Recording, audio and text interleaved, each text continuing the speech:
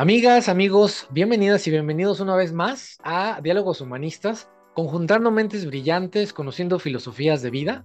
Oigan, y ya estamos en el mes de noviembre. Feliz Día de Muertos. Espero que la pasen increíble, que celebren con toda su familia esta bella tradición y que recuerden a los que ya no están para que pues vivamos en honor a ellos, ¿verdad? Y que tengamos esas memorias fantásticas. Estoy muy contento el día de hoy porque pues el año se ha ido rapidísimo, pero tenemos una invitada increíble. Es una persona que tiene mucho conocimiento, que tiene una sensibilidad que de verdad a mí me pone los pelos chinitos y de punta cada vez que leo lo que escribe o cuando platico con ella. Y es una persona que tiene mucha experiencia en el ámbito de la tanatología. Maestra en tanatología, ya con muchos años de experiencia dando terapia, también clases, escribiendo artículos y vaya, en este mundo académico, terapéutico, humanista. La verdad es que estoy muy contento ya no les quito más tiempo, estoy muy contento de presentar en el canal a la maestra Imelda Barrera, que nos acompaña en esta plática, donde vamos a tocar algunos temas relacionados con la tanatología, con el humanismo, con la sensibilidad y sobre todo con el lado humano que todos debemos desarrollar. Bienvenida, maestra, un gusto tenerte en el canal. Diálogos Humanistas es tu casa. Hola, doctor. Pues muchas gracias por la presentación y sobre todo, pues muchísimas gracias por la oportunidad, por este espacio en donde ciertamente tenemos que hablar acerca de estas necesidades humanistas y como bien dijiste, honrar a las personas que se nos han adelantado, vivir en alegría de haber coincidido y si parten, bueno, entenderlo como parte de la naturaleza, parte de la vida. Y pues aquí encantada de estar y lista para comentar lo que surja, ¿no? Lo que sea necesario. Muchas gracias. Oye, pues gracias a ti, querida Imelda, gracias a ti por esta oportunidad que nos das de conocerte y de platicar un poquito más. Y bueno, pues la primera pregunta y la pregunta obligada, ¿verdad? Sería, pues platícanos un poquito de ti.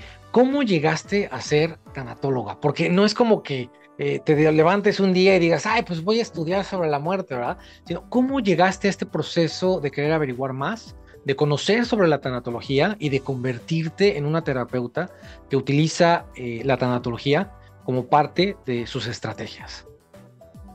Bien, pues fíjate que me pones a reflexionar.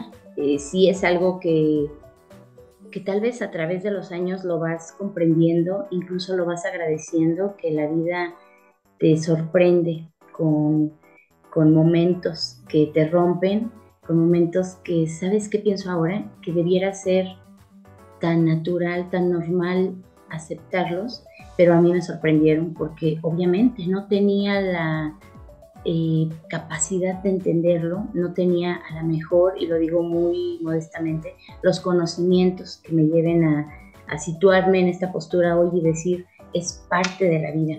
Fíjate que ya no era para nada tan joven, pero bueno, hace unos años mi papá enferma y fue devastador. O sea, entender que mi papá, ese hombre fuerte, el héroe, ya sabes, o sea, la vida perfecta se estaba derrumbando. Mi papá estaba ante su inminente muerte y fue un proceso bien doloroso de perder el control, perder el control de las emociones, perder el sentido de la vida, sentir que si él se iba, me iba con él. O sea, fue algo bien difícil, fue ay, ¿cómo te puedo decir? Un maremoto, un torbellino de emociones, todo doloroso, todo lo pintaba de gris, todo era devastación. Y yo reflexionaba sobre las personas que ya en su momento habían vivido este proceso y me preguntaba, ¿cómo es que siguen vivos? ¿Cómo es que se sobrepusieron a este dolor? Yo sentía que no podía. Sin embargo, te digo, llega el momento en donde lo agradezco porque fue suscitando su muerte una serie de eventos que te van acercando a las personas adecuadas, a las situaciones que necesitabas vivir para ir entendiendo. Requerí de asistencia psicológica. Tuve la fortuna de encontrarme con una terapeuta que también tenía la formación en tanatología que supo entenderme el proceso que yo llevaba y eso me iluminaba, me sorprendió que dijera, entiende mi dolor, o sea, sabe que no estoy exagerando, sabe que estoy rota, sabe que estaba sufriendo, que no encontraba la luz, no veía la puerta, no me hallaba, ¿no? El punto es que supo orientarme y sobre todo supo reestructurarme un proyecto de vida. Encontré el sentido a mi vida a partir del dolor. Y todo fue gracias a que enfermé, o sea, mi cuerpo no lo soportó y tuve que ir al doctor, esa doctora me canaliza con la terapeuta, esa terapeuta me canaliza a un proceso en donde me tuve que empezar a capacitar y fue que encontré, así yo lo digo como la luz, encontré este tema que para mí era desconocido, supe que existía la tanatología y fue como un despertar, un florecer ante el dolor y encontré un montón de posibilidades de mantener la memoria de mi papá, ahora pues bueno también la de mi madre que pues también vivió su proceso, cerró su ciclo y que ahora puedo canalizar esa tristeza en satisfacciones para ellos, en disfrutar la vida paso a paso, momento a momento. Creo que a partir del dolor yo pude ver estas posibilidades. Siento que si me hubiera mantenido estable, nunca habría tenido la necesidad de enfrentarme a nuevos mundos. Entonces, lejos de decir que la tragedia, porque así lo viví, ya lo vivo con mucha gratitud y fue a partir de ese momento dolorosísimo y que además reconozco que sigue doliendo, sigo extrañándolos, pero ya lo acepto, ya es parte de la naturaleza de la vida y gracias a la tanatología lo puedo hoy sí platicar, porque pasaron muchos años, tal vez, sí, años, en que yo no podía decir la palabra papá o mamá sin llorar. Y ahora me llena de gusto, me llena de mucha satisfacción saber que no es en vano, que aquí están y que creo que es el periodo de mi vida en donde más presentes los tengo, en donde más atenta estoy a su cariño, a su aceptación, más que nada a enorgullecerlos. Entonces, en resumen, creo que sería ese evento. Muchísimas gracias por compartir algo tan delicado y tan importante en tu vida. Pero justamente retomando esto que mencionas, ¿no? Y que nos mencionas ahorita en esta plática, creo que tienes mucha razón. Me parece que no se nos enseña a lidiar con la pérdida. Y la pérdida es algo tan natural en la vida y no se nos enseña. Creemos o incluso la misma sociedad nos enseña que las cosas deben de durar para siempre, ¿no? Para toda la vida. Porque el proceso de desarrollo humano está empapado de la pérdida. La pérdida, justamente como bien lo mencionas, nos ayuda a cambiar, a reestructurarnos, a conocernos incluso. Entonces, qué interesante esto que mencionas, te agradezco mucho. Y bueno, pues ahorita que estamos platicando de esto de la muerte, de la pérdida, que a veces, como bien lo dices también, pueden ser palabras un poquito tabú, ¿no? Que hablemos de estos temas, ¿no? En las familias incluso. ¿Cómo tú definirías de manera breve lo que es la tanatología y cuáles podrían ser sus usos? Bien, nada más puntualizando un poquito sobre lo que decías, sobre la educación que debiera proporcionarse para nosotros para lidiar con naturalidad. Fíjate que yo he tenido mis, ¿cómo se dicen estos? Mis lapsus en los que me pongo a pensar en alguna teoría, una posibilidad, que digo, de verdad que sería bien liberador, creo que esa sería la palabra, liberador, tener un proceso es que no sé si se llama capacitación, enseñanza, educación, no lo sé. No sé si a la par de la escolar, o sea, pero bueno, en ese proceso formativo como personal se nos hablara para precisamente romper ese tabú, ese tema tan escabroso, tan horrible que en pláticas, por ejemplo, familiares, y el día que yo me voy, ay, no, ni lo digas, ni lo menciones, ay, cállate, eso no. O vemos a un jefe de familia que ya está muy enfermo y alguien empieza a tocar temas como que, y debiéramos arreglar los asuntos legales, tenerlo en orden. No, no, no, ya está echado pues de un oportunista, de qué mal gusto, muchos temas de estos que se vuelven incómodos y que afortunadamente veo que ya se toca cada vez como más fluido. Si nosotros aprendiéramos que tenemos un ciclo de vida y que nuestro destino final es la muerte, viviríamos con mucha responsabilidad, incluso hasta esos momentos. Pero bien dijiste, es un tabú que no se toque, por favor. Y mejor cuando se enfrente el momento, ya veremos cómo nos hacemos pedazos para solucionar todos los eventos que conlleva la muerte de un ser querido, y sobre todo si es un jefe de familia, si es alguien que sustenta la vida de otro, bueno, solventa algunas otras vidas. Creo que este sería para mí precisamente con tu pregunta, una de las aplicaciones prácticas, así a lo mejor muy frívolamente o muy prácticamente, pero creo que sería una de tantas posibilidades de emplear la tanatología. Y bueno, eso era como para responder un poquito.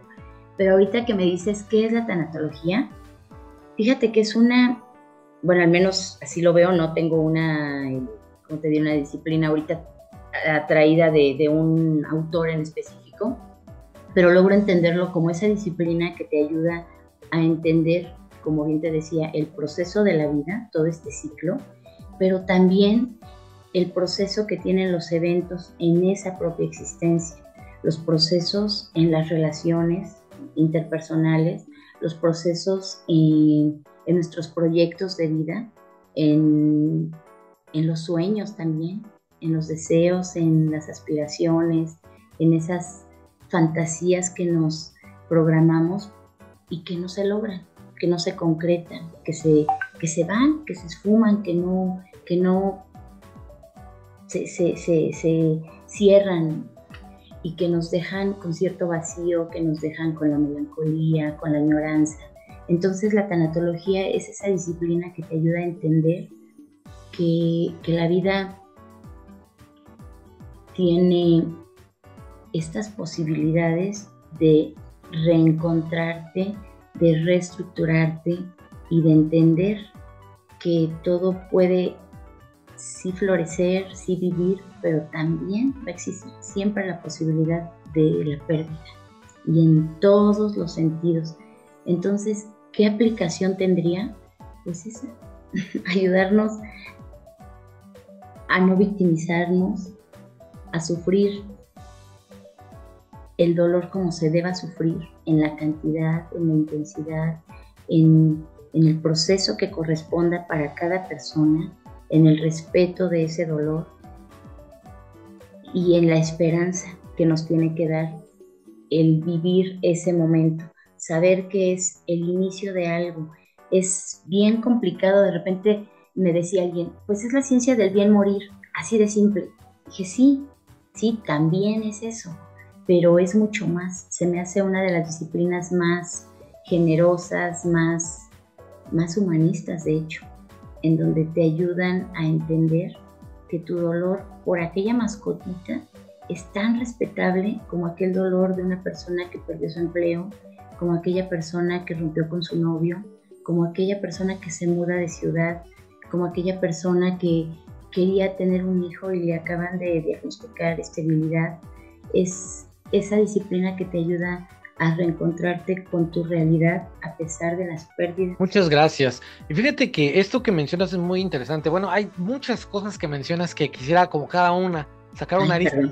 Me gusta lo que dices en esta responsabilidad para vivir, porque creo que a veces tenemos una cultura de una vida irresponsable y la asociamos con una vida plena, ¿no?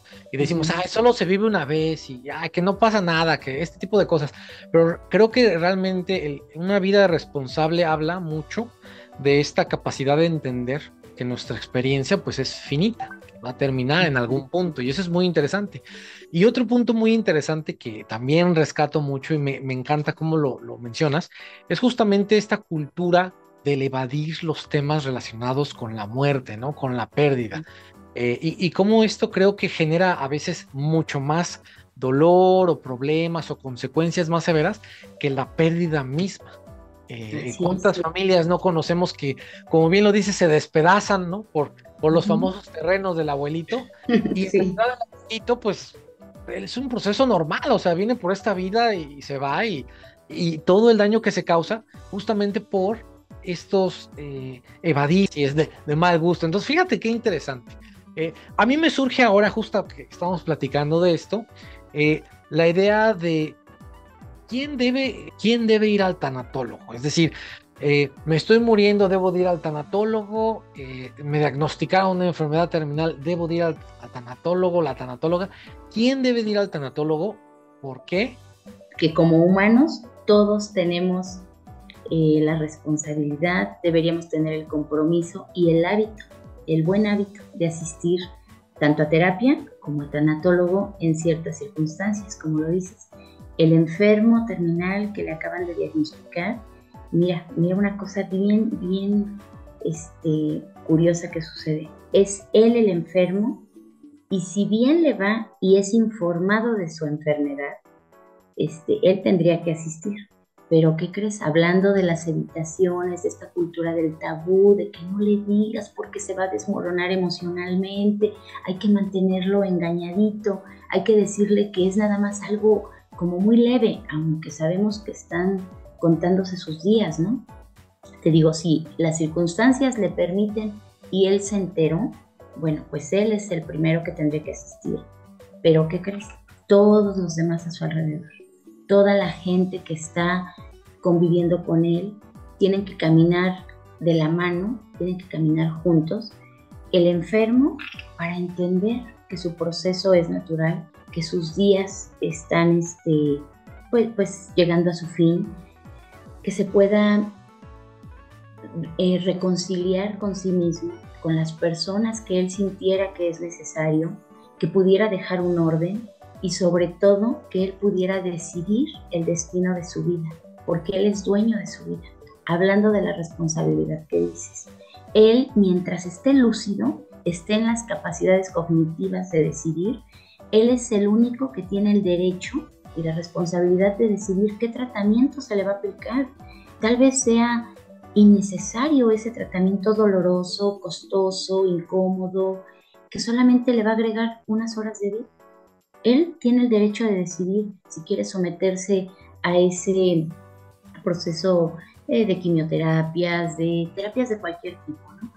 Y también está en derecho de decir no, hasta aquí, quiero dejar a la naturaleza que haga su trabajo, quiero terminar en mi casa, quiero despedirme de mi familia, quiero estar rodeada de las personas que quiero y sé que me quieren. Ese sería el primer proceso por el que tendría que pasar esta persona enferma, y que además las cosas legales fueran un motivo de paz para él, que no se fuera con la angustia de qué va a suceder cuando yo no esté. Eso en cuanto a él, ¿no? O sea, y muchas otras cosas más, o sea, que el enfermo tendría el derecho y, repito, la responsabilidad de asumir que él es dueño de su cuerpo, de su enfermedad y de su vida, y también de su muerte. Esa sería la primera persona en este escenario. Sin embargo, la pareja, los hijos, los hermanos, los padres, los amigos, los compañeros de trabajo, los jefes, la gente a su alrededor que se va a estar relacionando, debe tener el mismo entendimiento, el mismo rumbo, la misma meta de decir, si él desea esto, es respetable. Yo en su lugar desearía que se hiciera tal estudio, tal tratamiento, pero no puedo pasar por encima de su dignidad, de su persona. Y entonces estar en esa comunicación constante, qué es lo que deseas, qué es lo que decides, y sobre todo para los cuidadores. Hay un desgaste emocional terrible porque creen que están cuidando a esa persona de antes que ya no está muchas veces en sus capacidades físicas, cognitivas, emocionales, y que entonces te saca de control porque es otra persona, yo no lo conocía. Tal vez los medicamentos alteran tu estado de ánimo, tu sensibilidad, y la gente se desgasta, llegan a adquirir otros trastornos como el de burnout, ¿no? Aquel cuidador, o simplemente el del cuidador agotado, ¿no? Y sobre todo entender que este es el proceso del final, despedirse con amor, con mucha comprensión, con mucha tolerancia, entender las palabras que el otro, que la persona nos está diciendo, y sobre todo entenderse entre sí, entre los que están a su lado y él, acompañarlo desde el corazón, desde la sensibilidad, desde el cariño. Entonces todos estaríamos en condiciones y en la necesidad y una vez más digo, en la responsabilidad de acudir a un proceso tanatológico en el cual lo aceptemos con esa naturalidad, sabiendo que duele, que nos va a doler, que nos va a romper, pero que fue su final. Y para nosotros nos queda la responsabilidad de continuar viviendo, de encontrar nuevas posibilidades, encontrar fuerza donde creemos que había cenizas. Entonces todos estamos en capacidad y en la posibilidad de asistir. Maestra, pues qué maravillosa charla. Yo te agradezco mucho que nos des la oportunidad de conocer un poquito más sobre la perspectiva de lo que es justamente pues este tipo de terapia, ¿no? Los temas que aborda y cómo, pues como bien dices, está para todas las personas, ¿verdad? Justamente hablando de este tipo de disponibilidad, a mí me gustaría preguntarte, y para las personas que nos ven también, ¿dónde podemos encontrarte? ¿Tú das terapia? ¿En dónde te encontramos? ¿Tienes alguna página web, teléfono? Platícanos un poquito de dónde podemos encontrar tu trabajo. Yo de inicio abrí aquí una pequeña oficina, un lugar donde atiendo y doy orientación psicológica y acompañamiento tanatológico en Zempoala Hidalgo, en la calle Hidalgo número 23. Está una escuela primaria ahí enfrente, ahí me encuentran. Y actualmente en la ciudad de Pachuca, en la capital de Hidalgo precisamente, nos encontramos con un equipo de colegas atendiendo pues estas situaciones, ¿no? Sobre todo el acompañamiento tanatológico es un servicio que en lo personal es el que más se solicita y pues ahí nos encontramos. Y pues en las redes sociales de la clínica terapéutica es ahí donde nos encuentran. Fantástico. Muchísimas gracias, maestra. Los números aparecen y los números, los links de acceso y las páginas aparecen en este momento en pantalla para que ustedes puedan accesar a estas clínicas que menciona la maestra y puedan también contactarla directamente, puedan agendar una cita con ella y puedan conocer más sobre pues este tipo de terapia tan importante y que nos ayuda tanto en momentos tan difíciles. Si las personas que nos están viendo en este momento quieren estudiar más sobre estos temas de tanatología y quieren como conocer más, ¿dónde pueden iniciar? ¿Qué les recomiendas? ¿Algún libro? ¿Alguna escuela? ¿Dónde pueden conocer más sobre el tema? Mira, esta disciplina afortunadamente no requiere como base que tú tengas conocimientos en psicología. Esa es como una de las bondades que yo observé precisamente en esta disciplina, porque cuando yo me formé, pues contaba con compañeros que eran incluso abogados y que ahora me hace tanto sentido, ¿no? Ahí vi que no era necesario ser estrictamente un psicólogo para tener esos conocimientos. Un médico también lo tiene que una enfermera, o sea, ¿te imaginas estar lidiando con la enfermedad, con las familias, cómo dar las malas noticias, una enfermera, cómo otorgar esos cuidados paliativos? O sea, ya no hay cura, solamente hay calidad de vida, hay que quitar el dolor. Entonces, había muchas disciplinas, administradores, contadores, amas de casa, personas que son retirados, que simplemente quieren entender y ayudar a los demás. Cursos en línea, también presenciales, pero sobre todo hay un montón de páginas de podcast, de instituciones, universidades que te acercan al conocimiento y cómo empezar. Pues así, o sea, lo básico, esa curiosidad natural que surge, tú te haces preguntas, búscalas tal cual, contéstatelas. ¿Qué es tanatología? Hoy que dije cuidados paliativos, ¿qué son los cuidados paliativos? ¿Qué es pérdida? ¿Qué es el duelo? ¿Qué es qué autores? Ah, bueno, bueno, aquí indudablemente cualquier libro, cuando me preguntas, doctor, ¿qué este libro podría recomendar? Pues básico, Elizabeth Kubler-Ross, que es la fundadora, la iniciadora, la creadora, la iniciadora de este camino. Ella es una doctora que empezó precisamente a trabajar con enfermos terminales. Yo recomendaría que cualquier duda que surja, ahora sí el término clásico, ¿no? Google, de verdad, y este primer encuentro te va a llevar al siguiente y vas tejiendo ciertos hilitos que cuando te das cuenta tienes esa base, esa alfombra, ese caminito trazado que dices, ah, creo que ya conozco un poquito más. Y bueno, ya claro, si lo quieres formalizar, pues hay muchísimas instituciones que pueden profesionalizar o avalar los conocimientos que has obtenido y sobre todo darles una estructura. Amigas, amigos, yo espero que estén tomando nota y como bien dice la maestra, si ustedes tienen dudas o preguntas sobre cómo profesionalizarse, pueden dejarnos sus comentarios y también les podemos responder con algunas recomendaciones de libros que pueden conocer y que pueden acercarlos y acercarlas al tema de la tanatología. Yo les invito a que si les gusta este video, si conocen a alguien que esté pasando por un proceso y necesite ayuda de este tipo, por favor, denle like, compártanle este video para que lo pueda ver y que pueda entender que la pérdida es un proceso natural, humano, ¿sí? 100% real, que puede, que más bien no puede, que nos va a suceder a todos y es totalmente natural hablar de estas cosas, ¿sí? Generemos espacios seguros donde las personas puedan hablar de este tipo de temas sin que, como bien lo hemos dicho durante esta plática, sea pues un tabú.